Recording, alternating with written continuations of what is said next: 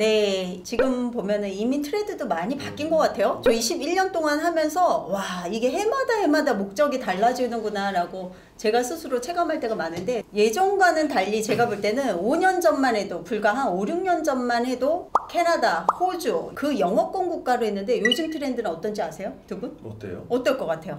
뭐 아프리카라요? 아프리카에 가시면 제가 볼 때는 요새 아프리카 힐성가이로. 요새 보면은 체감적으로는 이제 3년쯤 전부터 유럽에 대한 그 이제 문의가 상당히 많이 늘어났죠. 네.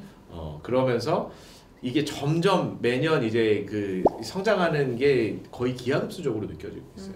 그래서 요새는 많은 분들이 이제 미국, 또 아직도 사실 미국을 원하시는 분들도 많이 있지만, 미국, 캐나다, 뭐 호주 이런 데를 원하는 분들이겠지만, 그런 데로 갈 수 있는 그 길이 점점 좁아지고 있는 거예요.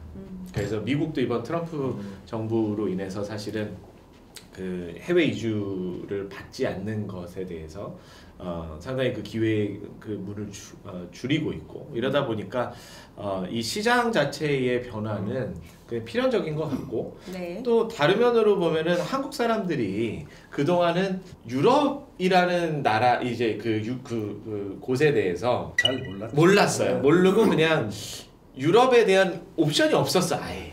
그런데 이거 좀 재밌는 얘기지만 정말 재밌는 건 꽃보다 할배. 꽃보다 할배가 방영되고 나서부터 그 시점으로 TV에서도 사실은 근데 많이 꽃보다 할배 방송 전에 제가 더 시작한 거 아세요? 국내에서 네, 최초로. 네. 지금 말씀하신 것처럼 사실은 제가 유럽을 포르투갈, 네, 포르투갈, 스페인을 제가 2013년도에 간 것 같아요. 근데 알고 봤더니 그땐 몰랐죠. 알고 봤더니 2012년도 10월부터 이민 정책이 있었더라고요. 네네. 근데 13년도에는 저도 몰랐어요. 이 업무를 미국, 호주, 캐나다만 했기 때문에. 네. 그때 당시에. 그랬는데 알고 봤더니 컨퍼런스를 가보면서 이민법에 대한 로펌에서 이런 찌라시도 뿌리고, 예, 그래서 컨퍼런스가 되게 중요하더라고요. 자주 나가는 게 눈이 떠지더라고요. 저도 한국에 있었으면 못했겠죠. 근데 이 유럽에 대한 환상도 또 있어요, 고객님들이. 예. 그리고 지금 꽃보다 할배 이전에 고객들은 벌써 한국 수준이 높아졌어요, 한국 분들이. 그래서 먼저 여행을 포르투갈, 스페인, 독일 뭐 다 가시면서, 예, 가보셨죠, 우리 엔데님도. 어떠셨어요, 가보시니까? 그냥 좀 제가 볼 때는 뭐라고 해야 되나, 그 약간 이국적인 느낌도 나지만 그 삶이 좀 자유스러우면서도 작은 삶 속에서도 시간 날 때마다 가볍게 길가에서도 이게 커피도 마시면서 와인도 먹고 자연스럽게 되면 너무 좋았어요. 앤디님은 유럽 가시면 맨날 술만 드시잖아요. 고객님 난감합니다. 네. 커피에 술 타시는 일도 다 끝나지도 않았는데, 네. 제가 볼 때는 그거 낮에도 막 드시더라고요. 플랜 많이 했잖아요. 누가 뭐라 안 그냥 그래요. 취했죠. 누가 뭐라 안 그래요. 저는 사실 네. 안내를 이렇게 하기 시작했어요. 그냥 뭐 고객분들 만나서 이제 저도 상담을 하다 보면 그런 얘기를 해요. 미국은 주가 여러 개 있지만은 한 나라다. 네. 근데 유럽은 주처럼 있는데 다 다른 나라다. 그러니까 그 다른 나라이기 때문에 문화도 다 다르고, 뭐 이 언어는 물론 다르지만 또 유럽에 있는 친구들 보면은 대부분 한 3, 4개국어 이상은 하잖아요. 전 그게 맞아요. 충격이었어요. 네. 27개국의 자유로운 그 무역이든 뭐 다 통행이 되잖아요. 유럽, EU 멤버십은. 근데 친구가 포르투갈 사람, 친구가 스페인 사람, 뭐 친구가 다양해요. 불가리아. 뭐 해가지고, 그러니까 이 친구들 보면은 그 현지인들 보면 5개 언어를 하더라고. 우리 많이 봤죠. 저 질문 하나 있어요, 두 분께. 유럽을 가는 이유가 왜 유럽을 간다고 생각할까요? 사실은 뭐 전 세계 4대 문명 중에 시작된 것도 있지만 그 젊은 사람들은 배낭여행이라뇨. 그것 통해서 견문 넓히는 것도 많이 하고, 약간 또 이제 크리스찬 같은 경우에는 성지순례 그래서 많이 하시는 거예요. 그래서 유럽이 사실은 미국보다 더 가까운 느낌을 많이 받은 것도. 그러면 피터님은 유럽을 가는 이유가? 제가 보기에는 한국 사람들의 입장에서 유럽이 뭐 일단 28개국이 있지만 그 안에서 한국 사람들한테 친숙한 유럽은 또 몇 개 안 돼요. 포르투갈로 꼽던데요. 스페인하고. 국민성으로 봤을 때는 포르투갈이 뭐 세계에서도 제일 축구 때문에? 사실 그런 얘기. 호나우두가 되게 많은 영향을 끼친 것 같아요. 많은 영향을 했죠. 근데 한국 사람들은 그래도 익숙한 곳은 그래도 뭐 파리, 뭐 밀란, 뭐 이태리, 뭐 독일, 뭐 거의 뭐 이 정도예요.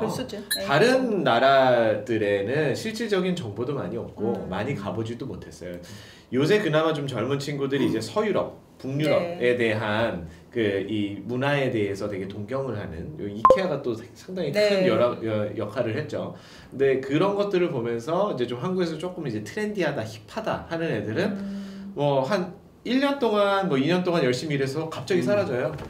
어디 갔냐 그랬더니 배낭여행 갔다 오래 1년 동안 그 돈 가지고. 요새 또 욜로가 유행하면서 그런 것들도 많이들 가시더라고. 근데 중요한 부분은 뭐냐면 이민으로까지 이렇게 연결을 해서 나에게 이민을 가야지 라고까지 접근하는 것까지는 아직까지는 그래도 뭐 파리, 뭐 프랑스, 뭐 독일 뭐 이런 데들을 주로 선호한다고 봐야 돼요.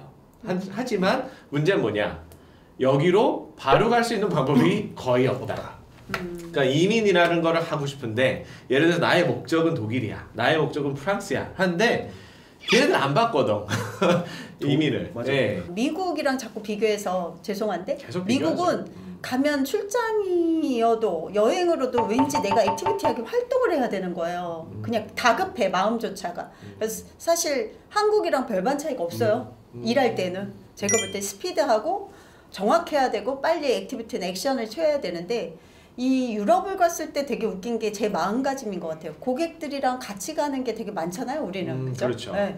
긴장을 하지만 사실은 긴장이 안 돼. 동행하는 고객님들도 되게 여유로워. 저보다 두세 배는 여유로워. 그리고 물가도 싸니까 그냥 막 돈을 많이 쓰세요. 제가 막 어르신들한테 그만 좀 우리가 쏜다 그러잖아요, 맨날. 그래서 요번 저녁은 제가 쏠게요. 또 피터님이 쏘신다고 하고 막. 근데 고객들은 주머니에서 막 나와요. 왠지 아세요? 네, 좋은 사람들하고 함께 한다는 거죠. 미국은 그 숫자만 보더라도 미국 역사가 얼마예요? 몇백 년 더 됐어요? 끼케빠지 300년이 안 되는데. 이게 저한테 따지세요. 네. 아니 우리가 밥을 먹든 술을 마시든 이 뭐 천년 툭하면 천년 넘어가는데 그 건물 앞에 서 있으면은 얼마나 여유로워요. 왜 제가 유럽을 갖다 좋아하는 것도 있지만 별로 안 좋아하는 게 있어요. 뭔데요? 7, 8달 되면은 제가 일이 없어요. 왜 그러냐면 7, 8달 되면은 유럽은 우리처럼 휴가가 뭐 3박 4일이 아니라 한 달씩 가요. 놀 때는 확실히 쉬는 거예요. 그런 거 보면 참 이렇게 그 요즘 우리가 워라밸 요즘 말하지만 이 일과 삶의 균형 진짜 뭐 때문에 사는지 모르잖아요. 한국을 떠나는 이유 중에도 아마 요즘 비슷한 또래들 하면은 대기업에서 뭐 다람쥐 쳇바퀴 돌듯이 타이트하게 계속 반복되는 삶이 싫어서 가는 거잖아요.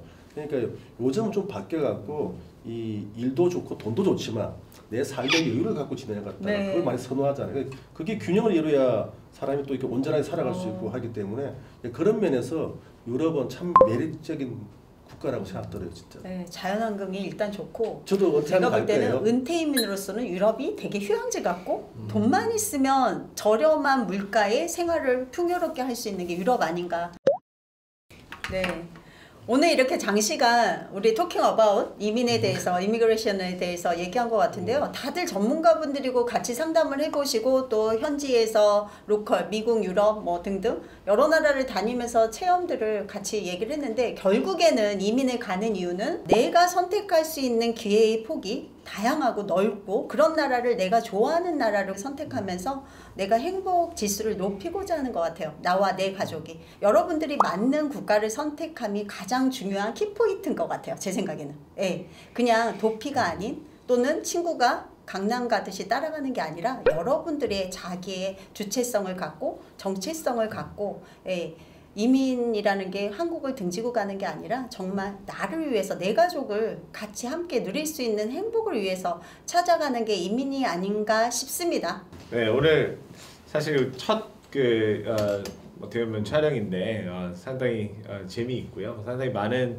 앞으로 저희의 어떻게 보면은 뭐 얘기를 나눌 수 있을 것 같아서 좋은 시간인 것 같습니다. 서로 좋은 내용과 좋은 그 사례와 또 좋은 어떤 정보로 좀 같이 나눌 수 있으면 참 재밌을 것 같습니다. 네.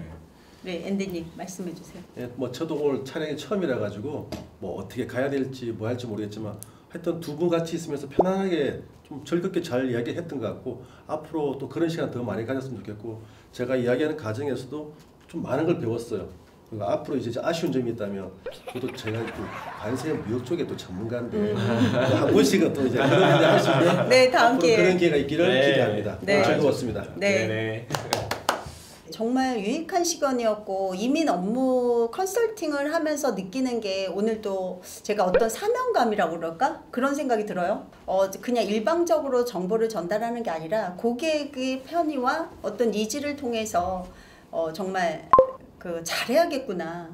이런 동영상도 사실은 오늘 재밌게 찍었는데 우리 고객님들을 위해서 내가 과연 어떠한 그거를 이렇게 좀 정보 제공을 제대로 정확하게 해줄 필요가 더 있겠다라는 사명감을 더 느낀 것 같고요. 오늘 이렇게 두 분 모시고 제가 한 거에 대해서 정말 기록에 남을 오늘 일기장 쓸게요. 감사합니다. 이렇게 도와주셔서. 그리고 다음 기회에는 좀 더 오늘보다 더 유익한 정보와 또 에피소드로 여러분과 함께 얘기 나눠보는 게 더 좋을 것 같아요. 감사합니다. 감사합니다. See you.